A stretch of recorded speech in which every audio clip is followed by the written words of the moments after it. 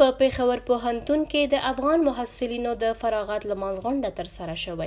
چې په ترڅ کې 21 نارینه او ښځینه محصلینو د فراغت سندونه ترلاسه کړي دي. غونډه کې د افغانستان د لوی کونسلګرۍ قونسل یا مشر حافظ محب الله شاکر له دغو ځوانانو غوښتل چې له دې وخت څخه ګټه واخلي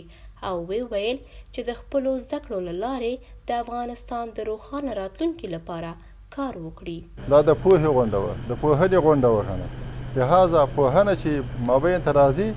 هغه دنیاوي ګټه لري، هغه د اخروي ګټه لري، هغه ولسونه سره نږدې کوي. یوه ګټه خو یې دا ده الحمدلله شاګردان افغانان استادان به دلته هغه پاکستانان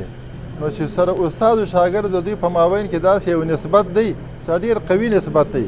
د دې ملکونو جوړه په راځي بیا دا چې خپل ملک ته ولاړ شي یا انجینر دی یا سیاست پوه دی یا ساینس پوه دی یا ډاکټر جوړیږي، هر یو د خپل کولو کړي د خپل ملک لپاره په ګټه دی کنه. لذا موږ دې ځوانانو ته امیدوار یو کنه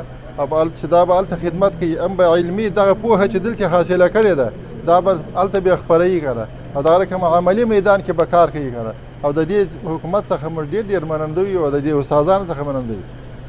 خو په همدې غونډه کې یوې افغانې محصلې وویل چې که څه هم دا ورځ ورته ډیره مهمه ده خو دا چې د یو کال راهیسې په هیواد کې د نجونو لپاره د زده کړو دروازې تړل شوي ورته د ناخوښۍ احساس ورکوي. دغه ورځ زما لپاره ډېره زیاته یو د خوشحالۍ خبره ده، خوشحالۍ ورځ ده، خو دې سره سره د خوشحالۍ سره سره ډېر خفګان ورځ هم زما لپاره ده چې زه کوم افغان نجونې ګورم په افغانستان کې د تعلیم سطحه ګورم،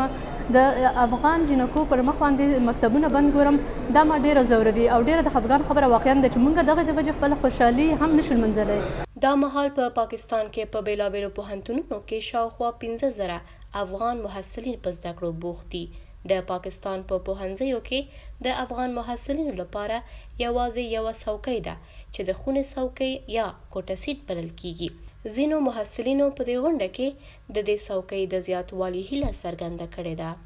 دې ځای ته راتللو پورې یعنې موږ ډېر زیات هرډلز فیس کړي دي بینګ ریفیوجي لیوینګ ان پاکستان اینډ لایک هرډلز چې کوم موږ فیس کړي دي لایک موسټلی چې موږ کوم ایجوکیشن یونیورسټي کې چې موږ ایډمیشن اخلو هغې کې موږ سره کوټا سیټس ډېر زیات کم وي که نه. هر یونیورسټي کې اونلی 1 کوټا سیټ وي چې لکه سټوډنټس چې کله ایډمیشن اخلي که نه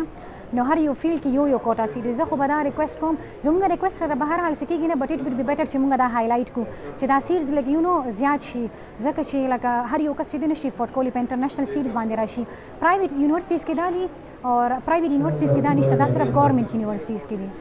زموږ زړه کې یو خواهش دا دی چې اوس موږ دغه ډګري پوره کړه، موږ باید خپل د افغانستان لپاره داسې یو ښایسته مفکر سوچونه وکړو تر څو چې موږ افغانستان ته وکړی شو ښایسته خدمت وکړو او د دې خدمت په واسطه موږ نور خپل ځوانانو ته داسې تلقین ورکړو چې زموږ ځوانان د خپل د دې ډګرۍ حاصل کولو کوم یو ثمره حاصل کړې وي نو دغه ټول افغانستان ته خپل د سوچ خپل او برتیا صرف د افغانستان د خدمت لپاره نه. په دې غونډه کې د خیبر پختونخوا د افغان کډوالو رئیس قاری نیاز محمد عارف ترڅنګ شاعرانو او لیکوالانو هم برخه اخیستې وه او ځوانانو ته یې